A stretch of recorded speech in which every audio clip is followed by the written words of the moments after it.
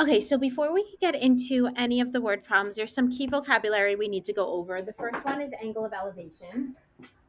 When you're elevating, aren't you going up, right? So if you're looking at an angle of elevation, basically from your line of vision, you have one line going up, but the other line has to be horizontal. You know, an angle's made with two rays. So one ray has to be going up, the other ray has to be horizontal. And obviously, if you're elevating, you're going up. An angle of depression, if you're feeling depressed, you're feeling down, it is an angle where one ray is looking down, but the other ray has to be horizontal. Okay, a lot of people like to use the vertical line or the vertical ray and use that as your angle of depression. So a lot of people are like, okay, this is our angle of depression right there. That's wrong. Your angle of depression has to be one ray going down and the other horizontal. That is our angle of depression. Um, Yeah. For the elevation one, it was one ray going up. One ray going up, one ray horizontal.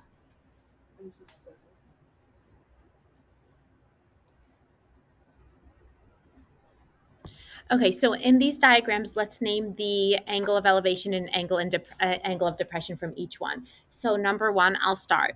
So if I'm looking for my angle of elevation, remember you name an angle with three letters, the vertex being the middle letter. So angle BAC, this angle right here is my angle of elevation. And it's looking up at the top of the building. Now my angle of depression is somebody from the top of the building right here is looking down at the person in the street. So the angle of depression has to be made with a horizontal line and one ray looking down. So we're going to say angle DCA is our angle of depression.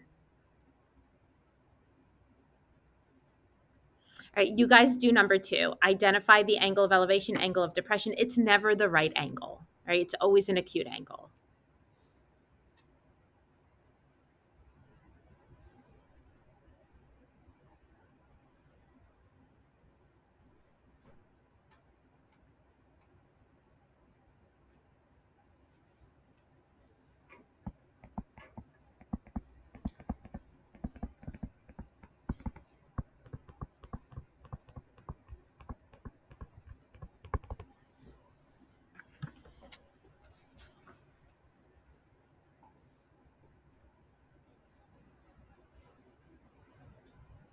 All right, somebody identify for us which is the angle of elevation in this diagram. PSQ, you got it.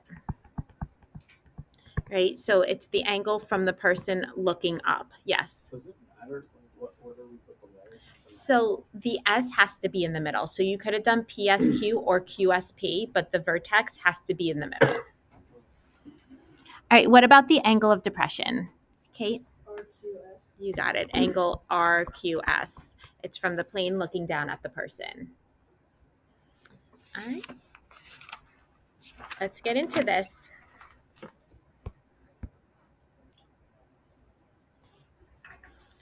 So a wire 75 feet long is attached to the top of a telephone pole. It is anchored to a stake on the ground 31 feet from the base of the pole. Find the angle the wire makes with the ground to the nearest minute. So what does that tell us? Our answer should be in degrees and minutes. We need a diagram. The hardest part for all of these word problems today, word problems next class, word problems the day after that, is creating the diagrams. Once you've created the diagrams, it shouldn't be too bad after that. So these ones are not so bad. I think you'll be okay with them. So a 75-foot wire is attached to the top of a telephone pole. I say keep your diagram simple. Don't get fancy. So there's my telephone pole. At the top of the telephone pole, I am attaching a 75-foot wire that's anchored to the stake on the ground. So here we go. There's our 75-foot wire. And they're saying it's anchored to a stake on the ground 31 feet from the base of the pole. So what does that tell us? From the pole to the stake is 31 feet. Do we agree where the telephone pole meets the ground should be a right angle? So it says find the angle the wire makes with the ground to the nearest minute. So which one are we trying to find? Here is theta, here is beta. Which one is it that we're trying to find? How many people say beta? How many people say theta? Good, we need to find theta. So now we're going to use our trigonometry. Right now, according to the angle I'm trying to find, I have 31, which is adjacent to it. And 75 is our hypotenuse, so we're going back to SOHCAHTOA. Which trig function uses the adjacent and the hypotenuse? Cosine. Remember, cosine never stands alone. So it's cosine of theta, it has to always be with an angle, is equal to 31 over 75. I need to solve for this angle theta, which means I need to get rid of the cosine. I can't divide cosine without an angle. So what do I do to get rid of that cosine? Multiply by its inverse. So theta will equal the inverse of cosine of 31 over 75. That's not that No. No, I told you, this is like geometry level. I've literally done all these problems in geometry. Do you guys need to see me go to my calculator, or you got this? Oh, actually, I want to show you how to change to degrees, minutes, seconds in your calculator, so I do want to go. Oh, you should. I showed you already? Yeah. I didn't know that. I don't remember. You don't remember? Second apps and then DMS. Yeah, you got it. I'm going to show you how to immediately put it for angles, for degrees, minutes, and seconds into your calculator. You wanted degrees, minutes, and seconds? No, this is just degrees and minutes, but it would change it if you needed it to. Where's my calculator? Oh, there it is. Okay, so the way you're going to do this is you're going to press second cos. You're going to enter in the 31 divided by 75. Don't press enter. So now what we're going to do is, because we want this answer not just in degrees, we want it into degrees and minutes. What you do is you press the second apps button and see how number 4 says DMS. You go to choice 4. And then once it says DMS, you press enter. And what does this tell us? It's 65 degrees, 35 minutes, and then 8.152 seconds. So if I want us to round to the nearest minute, what are we going to do here? 65 degrees and 35, not 36, because what would be the halfway? 30 would be the halfway, right? So that's just 8 seconds. So that's not the halfway, so we're going to keep it the same. So it's 65 degrees, 35 minutes.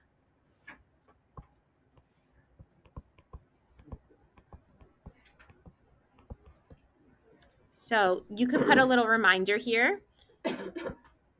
We're going to do second, so the blue second button, and then apps, and then choice number 4, where it says DMS.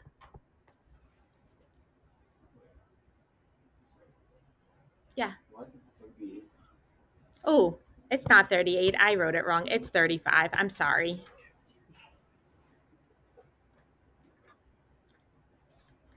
Are we ready for the next one? Yes.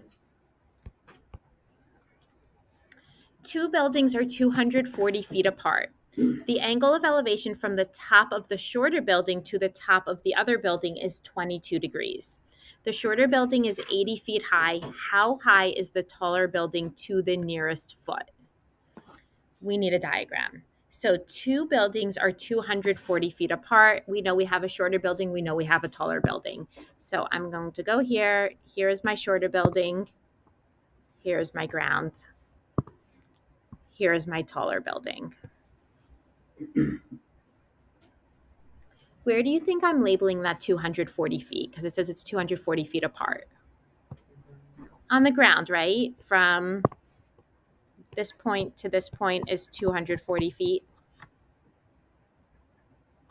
We okay so far? So now it says the angle of elevation from the top of the shorter building to the top of the other building is 22 degrees. So now we need to create our angle of elevation. So it's saying from the top of the shorter building, so it's right here, our angle of elevation to the top of the bigger building. So our angle of elevation comes from a point, one ray looking up, and what does the other ray have to be? Horizontal from that same point. This is our angle of elevation, and it is 22 degrees. The shorter building is 80 feet high. So I'll go here. We know this is 80 feet high. How high is the taller building to the nearest foot? Okay. First thing, when I created this horizontal, what happens when a horizontal meets a vertical? Don't we get right angles? So I know I have right angles here.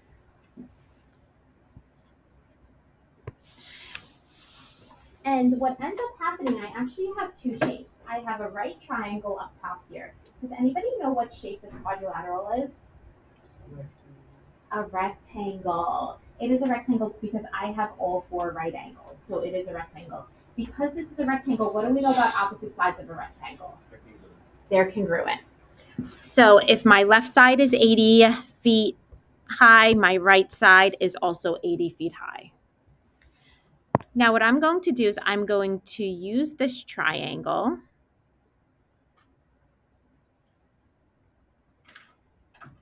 And if I use this triangle, I can find X right over here. But if I find X, will that be the total height of the tall building? No. But if I find X, what can I add to X to find the total height? 80. So our total height will be X plus 80. I forgot to label one thing. Because this is a rectangle, if the bottom side is 240, isn't the top side also 240? All right, so we're going to use this right triangle. The 240 is adjacent. The X is opposite. Back to SOHCAHTOA. Which trig function am I using? Tangent. So we are tangent of 22 is equal to the opposite, which is X, over the adjacent, which is 240. How do I solve for X this time? It's not an angle. Okay. Yeah, we could cross multiply. So we're going to say 240 times the tangent of 22 is equal to X. And you're going to put this into your calculator. 240 times the tangent of 22. And then I said round to the nearest foot. So that's the nearest whole number.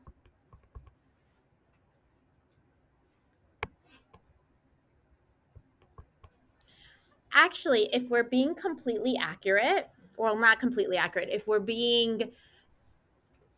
want to be as close as possible, what you want to do is you don't want to round until the end. What do I mean? You want to leave as many decimal places as possible. So in this scenario, it doesn't matter, but in other scenarios, it will. When you do 240 times the tangent of 22, I wouldn't round yet. What I would do is then add whatever I need to add to it right on the calculator with all those decimals. And because I'm adding a whole number, it's not going to change anything. But had I been adding a decimal as well, it would change things depending on the decimals I left. So I'm going to do just plus 80 right in my calculator. And then at the end, round to your nearest whole number. So I'm 176.9, which would be 177.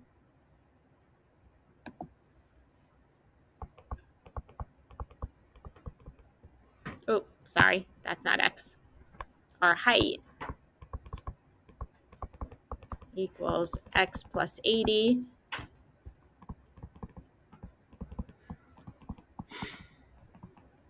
So the height of the tall building will be 177 feet.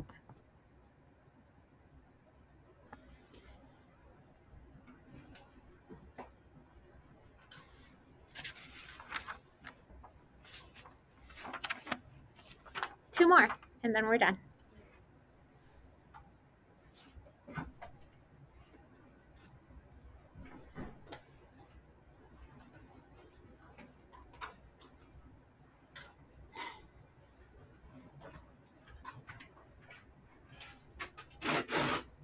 We're done.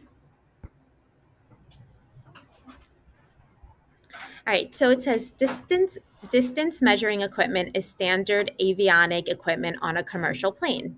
This equipment measures the distance from a plane to a radar station. If the distance from the plane to the radar station is 160 miles and the angle of depression is 33 degrees, find the number of ground miles from a point directly below the plane to the radar station to the nearest integer. Nearest integer, once again, means nearest whole number. So we're rounding to the nearest whole number. We need to get a diagram going. So reading it through one more time, the DME as a standard avionic equipment on a commercial plane.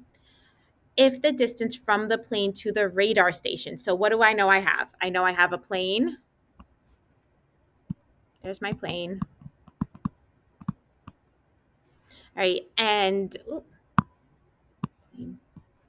then we know we have our station. There's our station.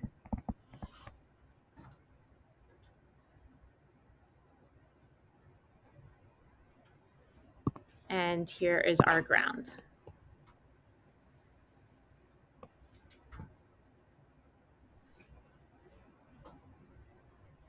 Okay, so keep going. If the distance from the plane to the station is 160 miles, whenever they say the distance from one thing to another thing, they want us to calculate the shortest distance. So the shortest distance between any 2 points is a straight segment. So when they say the distance from the plane to the station, they mean directly from the plane to the station. And that is 160 miles. Now, they're saying the angle of depression is 33 degrees. Do we all agree when they say the angle of depression, they mean the angle of depression from the plane to the station? Okay, so now an angle of depression has to be one ray looking down, which we have that, but the other ray has to be from that same point horizontal. So I'm going to create a horizontal segment across. And that is 33 degrees.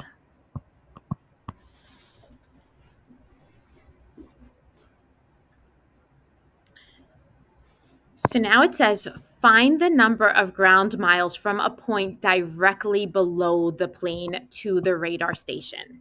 So they're not saying from the plane to the station. Now they're saying from a point directly below the plane.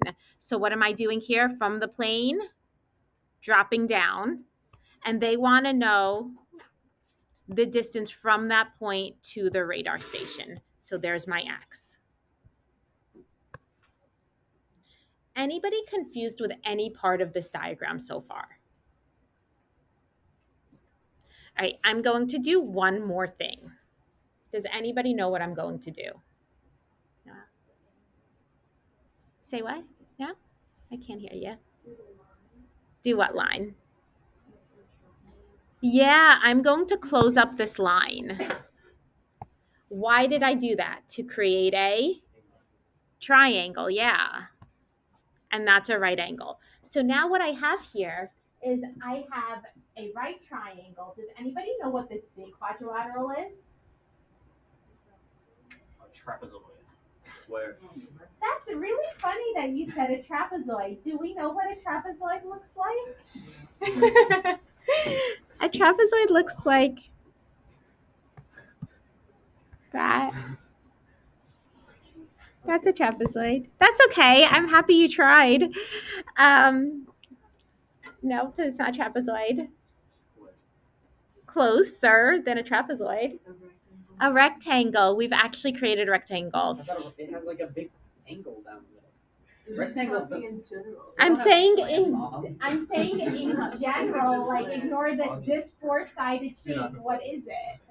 Oh, the big that was one, like a the trick big question. That really wasn't a big. Oh, is that why you guys said trapezoid? Because you were looking at this?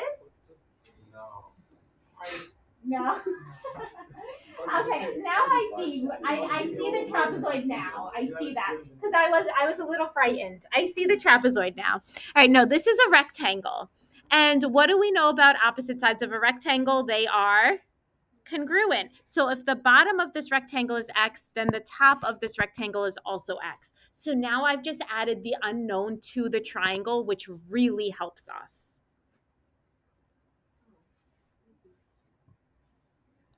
So here's our triangle that we're using. We're using it to find x. X is our adjacent. 160 is our hypotenuse. So which trig function are we using? Cosine. So where cosine 33 is equal to x over 160. We need to solve for x, so I'm going to multiply 160 on both sides. And then you go to your calculator. It says round to the nearest integer, which means nearest whole number. So x will be 134 miles.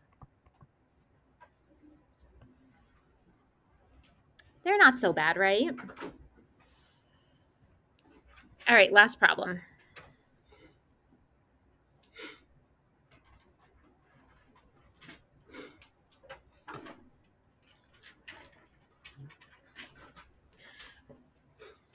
Was anybody still copying? No? Okay. So from a point on the ground, the angle of elevation to the top of the Washington Monument is 42 degrees. From a point 100 feet further away on the same line, the angle to the top is 37.8 degrees. Find the approximate height of the Washington Monument to the nearest foot. Again, we're rounding to the nearest whole number. Okay, so we need a diagram. So go back. From a point on the ground, the angle of elevation to the top of the Washington Monument is 42 degrees. This is where we're starting. So here's my ground. Here's my monument. And they're saying from a point on the ground, here's my point on the ground. My monument erased. All right, so here's my point on the ground. So from the point on the ground, the angle of elevation to the top of the Washington Monument is 42 degrees. So my angle of elevation has to come from that point. It's one ray looking up, and what is the other ray? Horizontal, so it's right there. So this is my angle of elevation, which is 42 degrees. There's another part of this. From a point 100 feet farther away on the same line. So what line are we on? We're on the ground line. So now I'm moving further away from the monument. So do we all agree we're moving to the left? So now I'm moving 100 feet further, not 100 feet from the monument, 100 feet from my initial position. So now we are here. Here's position 2. So we'll call this P1. This is P2. The distance from position 1 to position 2 is 100. So from a point 100 feet further away on the same line, the angle to the top is 37 degrees.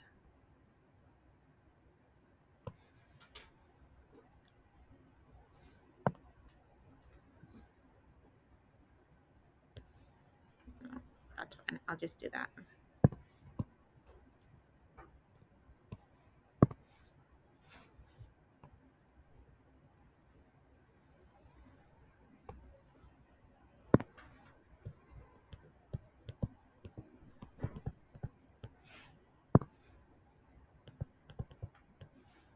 Oh, 37.8 degrees, sorry.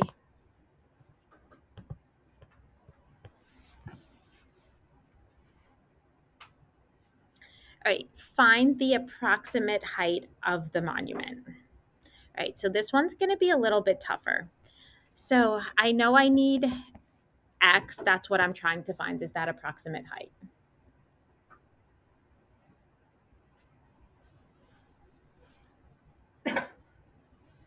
I'm going to call from P1 to the right angle y.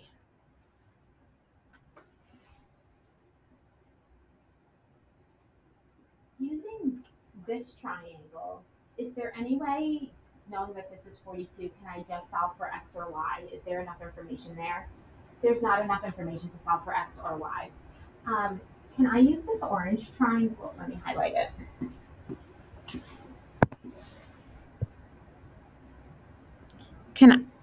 There actually goes all the way from up here, but my drawing is not the best. But can I use this yellow highlighted triangle? Can I use trigonometry in it? Because it looks like I have the 37.8 and I have 100. So can I just do tangent? How many people say yes? We could just do tangent 37.8 equals x over 100. Good. Why no? We're not allowed. Why? Why can't I use trigonometry on this yellow triangle? It's not a right triangle. Remember, we can only use trig on right triangles, right? But there is another triangle, right? There's a third triangle here, even though my drawing's not the best. There is this right triangle, isn't there? All right. So using this right triangle, I know this acute angle is 37.8. But P2 to P1, does that count as a full side? No. So can I use this purple triangle to help me find y or x? Is there enough? There's not. So what's happening is I have a problem with two different variables, which means this is a system of equations. If I have a system of equations, how many different equations do I need? Two. So I'm going to come up with my two different equations. The first one, I'm going to use our main right triangle here, the smaller one.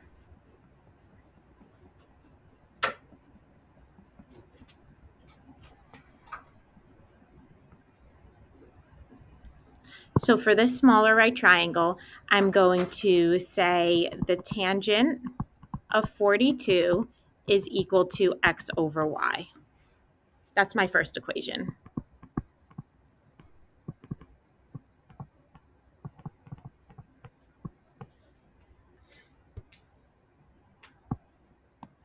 I need my second equation.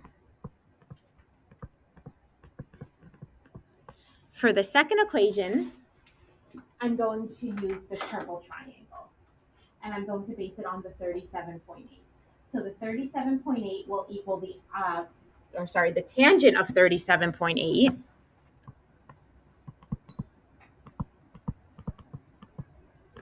will equal the opposite, which is x, over the adjacent, which is not y, it's not 100. What is the adjacent? Y plus 100, you got it.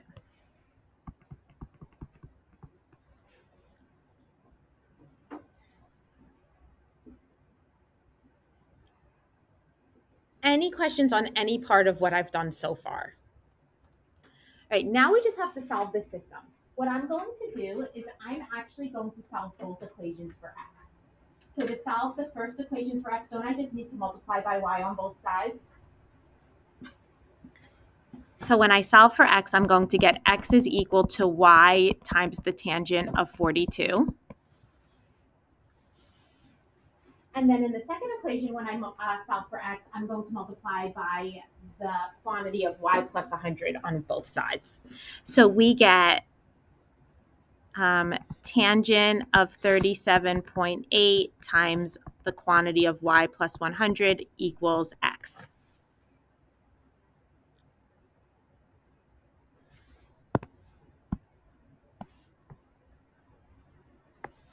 Well, this is the same problem.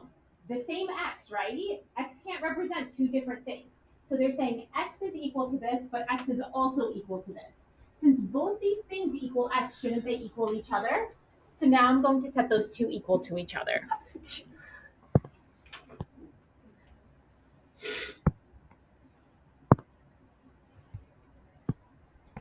So now I'm going to say y times the tangent of 42. I actually don't need the parentheses there. Is equal to, I'm going to distribute in this tangent. So it's the tangent of 37.8 plus 100 times the tangent of 37.8y plus 100 times the tangent of 37.8.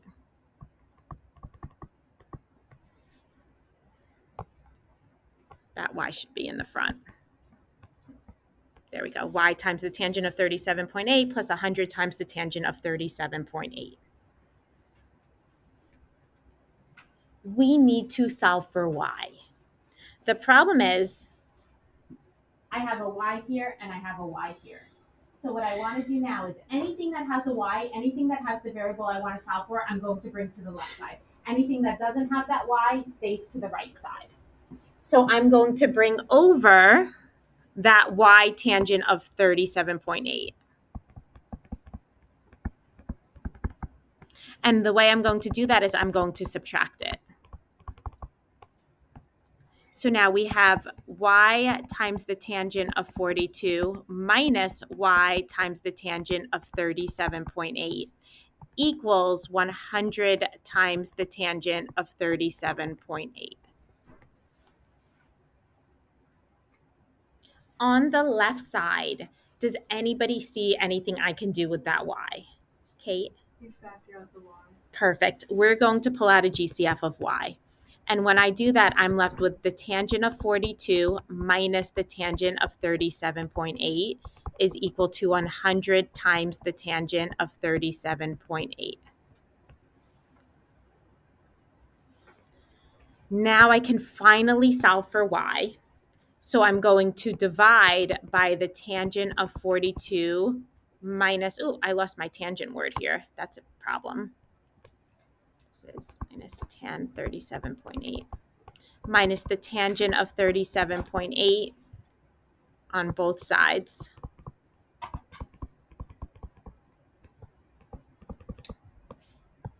That cancels.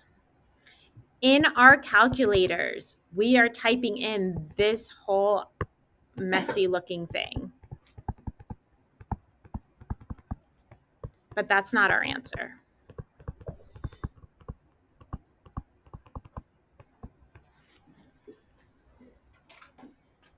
Definitely need parentheses here. Can I go to my calculators? Anybody still copying this? Raise your hand.